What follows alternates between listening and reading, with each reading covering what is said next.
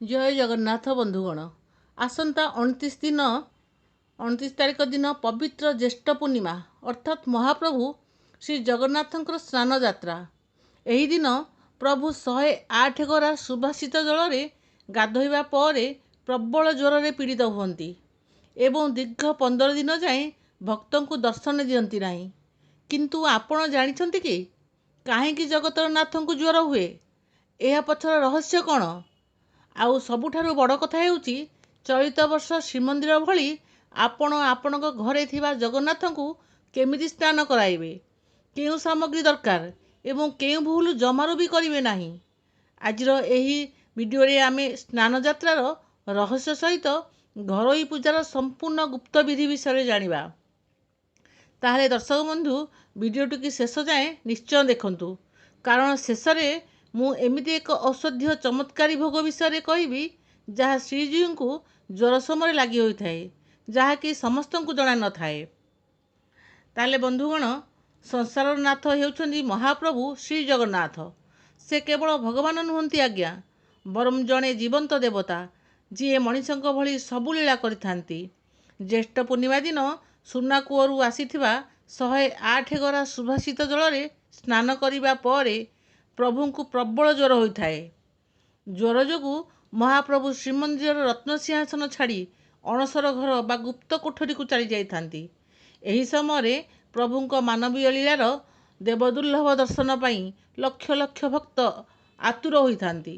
कहा जाए जे निजर परम भक्त माधव दासଙ୍କ कष्ट को दूर करिबा पाई महाप्रभु निजे एही ज्वर कष्ट को मुंडेई नैथिले। एही 15 दिन काल प्रभु केवल औषधीय मोदक एवं फलरस ग्रहण करिथांती। तेबे श्रीक्षेत्र जाई पारु नथिबा भक्त माने आसंता स्नान पूर्णिमा दिन घरे केमिति पूजा करिवे, सेथिपाई पूर्व दिनरु एही सब सामग्री जोगाड़ कर नियंतु। ताले गोटिए पात्रे स्वच्छ जल नियंतु, जेउथिरे कि प्रथमे गंगा जल, गोलाप जल, कर्पूर एवं चंदन मिसाई एक सुबासित जल प्रस्तुत करंतु। तुलसी पत्र एवं लाल बा हलदिया शतावरी फूल नियंतु एवं नुआ गामुछा बा स्वच्छ वस्त्रटे नियंतु। भोग पाई गजा, छेनापोड़, फलमूल एवं विशेष भावे प्रस्तुत सुभाषित पणा नियंतु। ताले बंधुगण, स्नान पूर्णिमा दिन सकाळु सूर्योदय पूर्वर उठी जातु एवं घरद्वार सफासुतरा करंतु। निजे स्नान सारी शुद्ध वस्त्र पिंधंतु। पूजा घर को गंगा जल में शुद्ध करी गोटे काठर पीढ़ा उपरे नुआ कपड़ा बिछाई दियंतु एवं स्नान वेदी की प्रस्तुत करंतु। एही दिन घरर द्वार मुहरे एवं तुलसी चौरा मूले सुंदर झोटी बा मुरुज पकाइबा अत्यंत शुभ होता है। तेबे बंधुगण, एबे आसंतु जानिबा सबुठारु गुरुत्वपूर्ण स्नान विधि, जेउठिकी अनेक लोक भूल कर दियंती।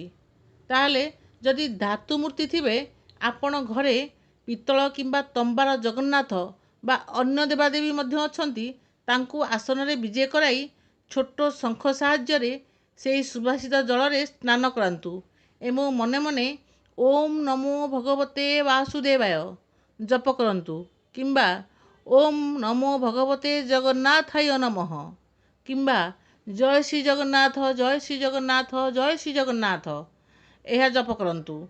जदि काठ मूर्ति बा फोटो थिबो, मने रखंतु निम काठर तैयारी होइथिबा जगन्नाथ मूर्ति किंबा पट्टचित्र उपरे सीधासलख पानी ढालिबे नाही, यह द्वारा मूर्ति नष्ट हो जाए थाए। तेणु आपण एक स्वच्छ नुआ कपड़ा को सुबासित जल में भिजाई प्रभुଙ୍କ श्रीअंग को धीरे धीरे पोछि दियंतु, जहाकु मार्जना बोली कहा जाए। ताले गजानन बेश स्नान परे सुखिला कपड़ा रे पोछि प्रभुଙ୍କୁ नुआ वस्त्र, सुंदर चंदन चिता एवं मल्ली फूलर माଳ पिंधाई सजाई दियंतु। श्रीमंदिर भली आपण मध्य प्रभुଙ୍କୁ गजानन बा हाथी बेश सजाई पारिबे। ताहले बंधुगण, सजाइबा परे प्रभुଙ୍କ आगरे छेना, कदली, क्षीर, गोलमरीच एवं मिश्री प्रस्तुत विशेष सुबासित पणा एवं गजा भोग लगांतु।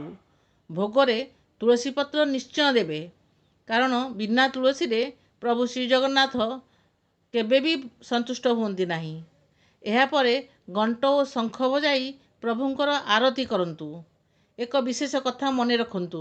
ସ୍ନାନ ପୂର୍ଣ୍ଣିମା ପରଠାରୁ 15 ଦିନ ଯାଏଁ ଘରର ଜଗନ୍ନାଥଙ୍କୁ ପ୍ରବଳ ଗରମ ଏବଂ ଗୁରୁପାକ ଭଳି ଭୋଗ କେବେ ବି ଦିଅନ୍ତୁ ନାହିଁ, କାରଣ ତାଙ୍କୁ ଜ୍ୱର ହୋଇଥିବାରୁ କେବଳ ସରଳ ଆହାର, ଫଳରସ କିମ୍ବା ପଣା ଭୋଗ ଲଗାନ୍ତୁ।